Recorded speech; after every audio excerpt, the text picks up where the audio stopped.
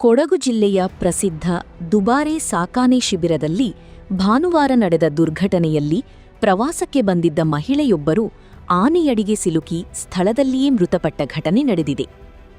ಚೆನ್ನೈನ ಪಲ್ಲಾವರಂ ಪ್ರದೇಶದಿಂದ ಕುಟುಂಬ ಸಮೇತ ಪ್ರವಾಸಕ್ಕೆ ಬಂದಿದ್ದ ಜಿನ್ನು 33 ಅವರು ಎಲಿಫೆಂಟ್ ಬಾತಿಂಗ್ ಕಾರ್ಯಕ್ರಮ ವೀಕ್ಷಿಸುತ್ತಿದ್ದ ವೇಳೆ ಆನೆ ಆಕಸ್ಮಿಕವಾಗಿ ಅವರ ಮೇಲೆ ಬಿದ್ದ ಪರಿಣಾಮ ಗಂಭೀರ ಗಾಯಗೊಂಡರು. ತಕ್ಷಣವೇ ಚಿಕಿತ್ಸೆಗಾಗಿ ಆಸ್ಪತ್ರೆಗೆ ಸಾಗಿಸಲಾಯಿತಾದರೂ ವೈದ್ಯರು ಮೃತಪಟ್ಟಿರುವುದಾಗಿ ಘೋಷಿಸಿದರು. ಈ ಘಟನೆ ವೇಳೆ ಮಹಿಳೆಯ ಪತಿ ಜೋಯಲ್ ಅವರಿಗೂ ಗಂಭೀರ ಗಾಯಗಳಾಗಿದ್ದು ಅವರನ್ನು ಆಸ್ಪತ್ರೆಗೆ ದಾಖಲಿಸಿ ಚಿಕಿತ್ಸೆ ನೀಡಲಾಗುತ್ತಿದೆ.